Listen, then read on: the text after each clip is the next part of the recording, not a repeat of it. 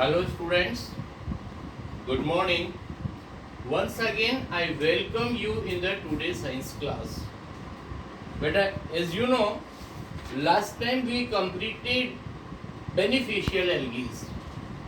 हमने last video में beneficial algae के बारे में पढ़ा था और अब आज के लिए हम बात करेंगे harmful effect of the algae. Algae की वजह से क्या क्या नुकसान होता है। उसमें फर्स्ट नंबर टर्म आ रही बेटा यूट्रोफिकेशन। टर्म का नेम देखना, यूट्रोफिकेशन बोलते हैं। क्या मीन्स होता है सुनना आप। Algae reproduce very rapidly and form a mat like structure on water bodies such is the lake.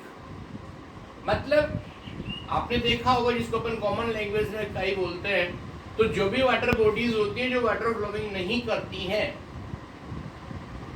तो उसमें क्या होता है कि अपर सरफेस ऑफ वाटर जो होता है ना, वहां पर ग्रीन मेट जैसी स्ट्रक्चर बना देती है कौन, algae, by the fast reproduction process. मतलब वो बहुत काफी रैपिडली रिप्रोड्यूस होती है और पूरे वाटर बॉडीज को ऐसे कवर कर लेती है जैसे ग्रीन कलर की मेट बनी हो। उसकी वजह से दो प्रॉब्लम होती है। देखो, यूट्रोफिकेशन की वजह से क्या होगा, उसके अंदर रहने वाले जो एक्वेटिक लिविंग बॉडीज है ना, उनको क्या नहीं मिलेगा, absence of oxygen, absence of oxygen. और सेकेंड नंबर व्हाट सर, इसमें यहां पर रिडक्शन होता है, reduction of oxygen and absence of sunlight.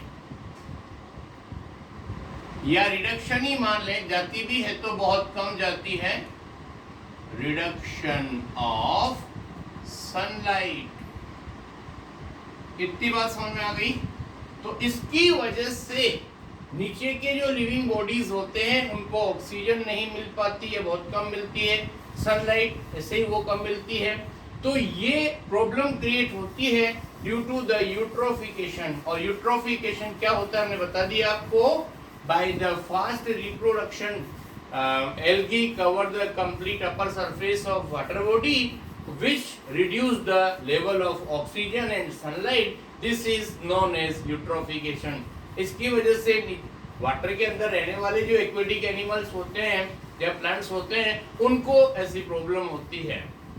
Next number देखना बेटा, making water unfit for drinking. अपने जो ड्रिंकिंग वाटर होता है उसको भी अनफिट बना देती हैं। कैसे, देखो आप,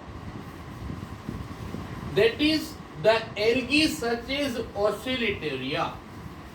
हम एक उसका एल्गी का एग्जांपल दे रहे हैं, ऑसिलिटेरिया नेम है इसका। वो क्या करता है, produce toxin in water. Water के अंदर कोई हार्मफुल सब्सटेंस या पॉइजनस सब्सटेंस प्रोड्यूस कर देता है और making the water unfit for drinking. और कहने का मतलब जहां पर ऐसा होता है उस जगह का वाटर ड्रिंकिंग पर्पस के लिए सूटेबल नहीं होता है। कोई स्मेल आ रही होगी, कोई कुछ ऐसा होगा, टेस्ट अजीब सा होगा, ऐसी कुछ बातें उसके अंदर होती है। ओके, ये सारी बात कंप्लीट हो गई। और अब हम बात कर रहे हैं बेटा अपना last major group of microorganism, that is the protozoa. Protozoa जो इनवर्टिब्रेट्स होते हैं उनका फर्स्ट ग्रुप भी माना जाता है और last group of the micro organisms भी माना जाता है। आप बड़ी क्लासेस में पढ़ेंगे कि जितने भी एनिमल्स होते हैं उनको टू कैटेगरीज में डिवाइड किया गया, वर्टिब्रेट्स और इनवर्टिब्रेट। तो इनवर्टिब्रेट की जो फर्स्ट क्लास होती है ना, उसको भी हम प्रोटोजोआ ही, वो भी प्रोटोजोआ है। और इधर माइक्रो ऑर्गेनिज्म की जो लास्ट क्लास है वो भी प्रोटोजोआ होगी। इसमें देखना बेटा, प्रोटो वर्ड का मीन्स होता है फर्स्ट और जोआ मीन्स होता है एनिमल्स। मतलब कि ऐसे एनिमल्स जिनको फर्स्ट नंबर पे डिस्कवर किया गया वो प्रोटोजोआ कहलाए। प्रोटोजोआ ग्रुप का नेम है और लिविंग बॉडीज को प्रोटोजोन कहा जाएगा। अब आगे सुनना, दे आर यूनिसेल्युलर ऑर्गेनिज्म। इसमें सबसे इंपॉर्टेंट बात याद रखना, दे आर यूनिसेलुलर।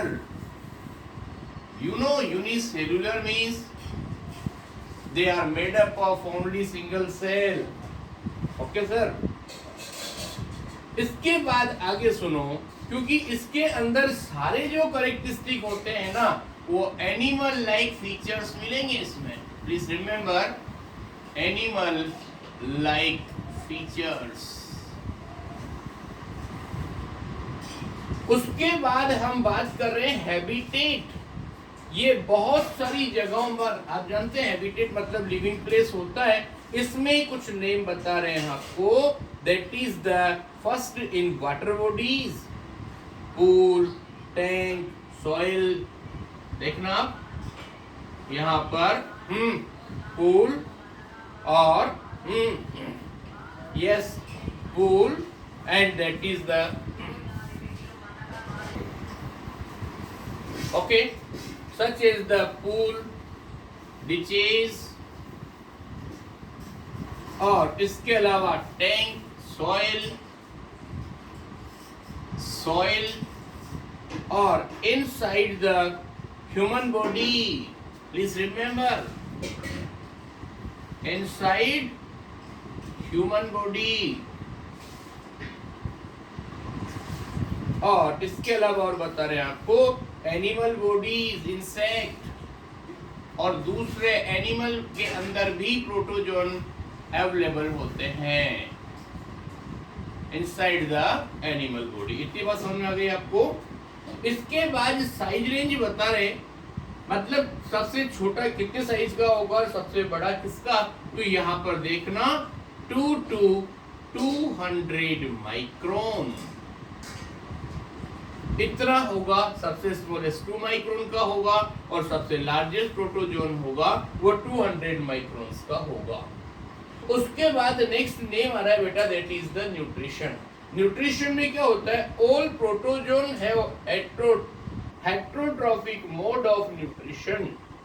पहले बात सुनना, प्रोटोजोन में सारे फीचर्स एनिमल लाइक होते हैं ना, और एनिमल्स ऑटोट्रॉफ्स नहीं होते हैं, मींस वो हेट्रोट्रॉफ्स होते हैं.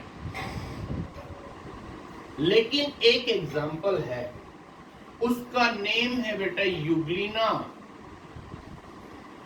यूग्लिना में क्या होता है, देखो ये एक बायोलॉजिकल पजल है.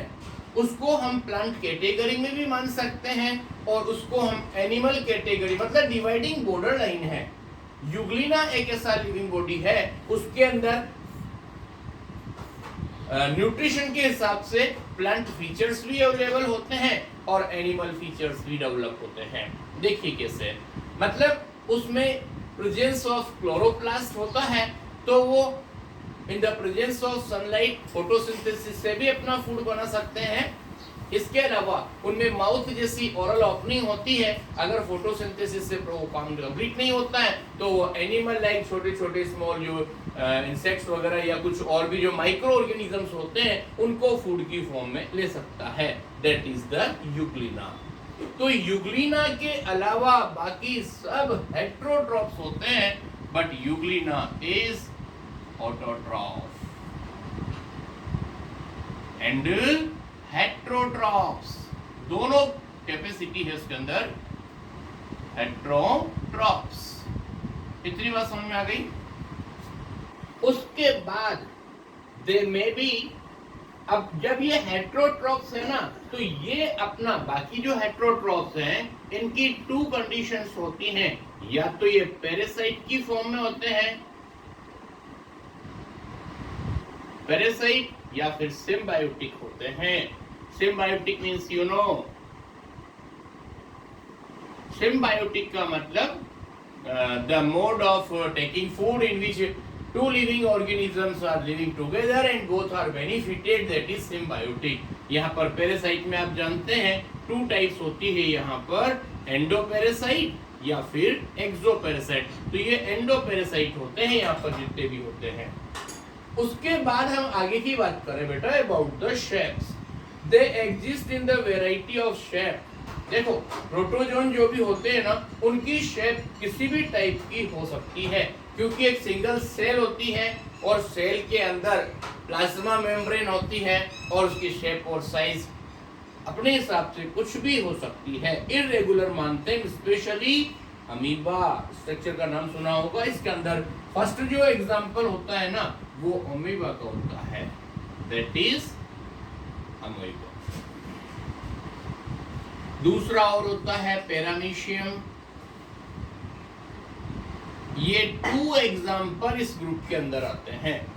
तो इसमें पैरामीशियम जो होता है ना, और एक थर्ड नंबर और होता है that you know, that is Euglena. अभी जस्ट अपन ने पढ़ा, वो यहाँ पर आ गया आपके पास में। तो कहने का मतलब है कि अमीबा शेपलेस होता है, हर टाइम उसकी शेप चेंज होती रहती है। दूसरी बात, पैरामीशियम की जो शेप होगी वो स्पिंडल शेप्ड होगी। जैसे कोई भी बाथरूम स्लीपर का जो स्ट्रक्चर अपन स्लीपर रख करके और बाउंड्री पे अपन मार्क कर दें, तो जो स्ट्रक्चर बनेगी, डायग्राम देखिए बुक में, ये पैरामीशियम की स्ट्रक्चर होती है। उसके बाद आगे सुनिए बेटा, नेक्स्ट टॉपिक आ रहा है अपना शेप। तो शेप की बात हो गई। उसके बाद हम बात कर रहे हैं रिप्रोडक्शन, और रिप्रोडक्शन के लिए 3 प्रोसेस है यहाँ पर। रिप्रोडक्शन में फर्स्ट नंबर आपको पता है binary fission, that is binary fission. Second number होगा आपके पास दैट इज बडिंग, और थर्ड नंबर प्रोसेस होगा दैट इज स्पोर फॉर्मेशन। ध्यान से सुनना, ये इतना सारे, इनमें से किसी भी एक प्रोसेस से प्रोटोजोन रिप्रोड्यूस हो जाते हैं।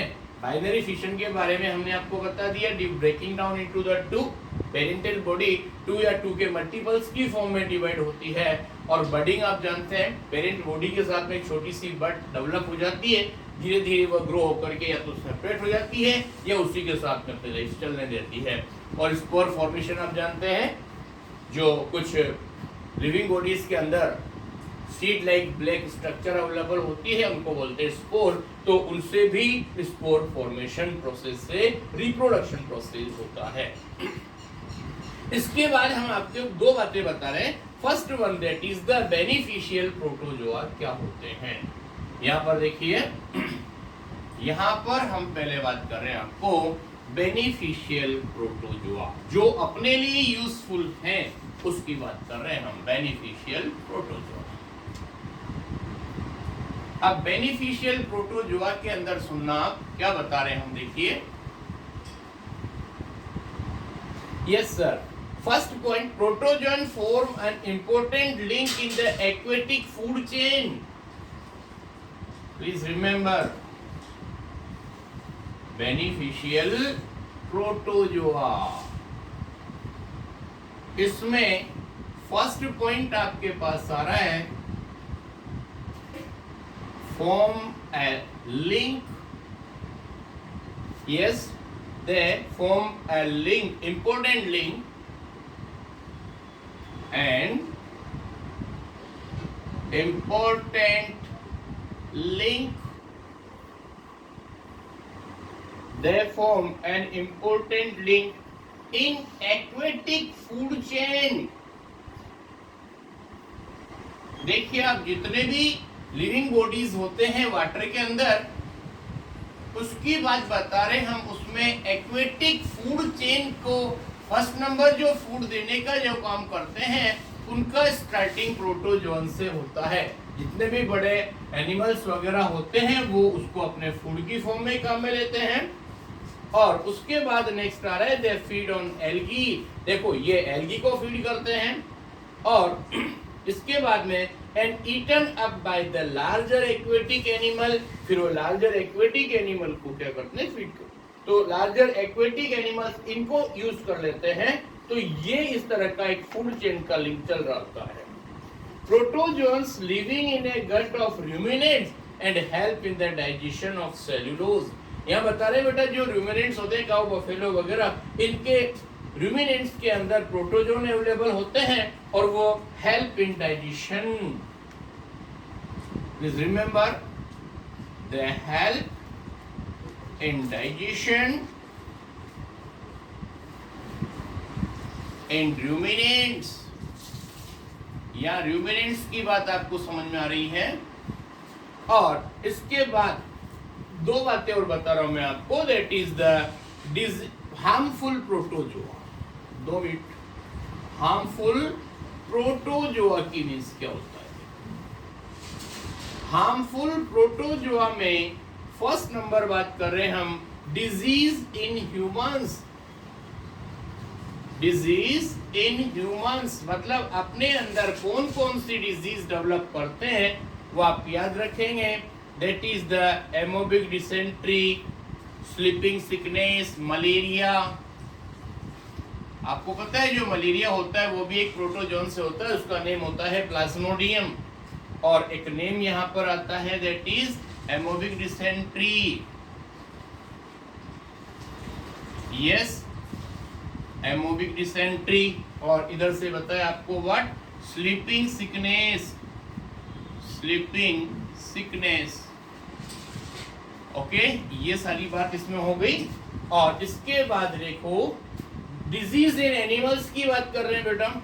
यहाँ पर कुछ एनिमल्स में डिजीज होती है, trichomoniasis in the bird liver, coccidiosis in rabbit and kidney coccidiosis in the geese. ये आपके पास आज प्रोटोजोआ का काम कंप्लीट हो गया बेटा। और अब हम नेक्स्ट टाइम बात करेंगे about the communicable disease and food preservation. Okay, thank you very much.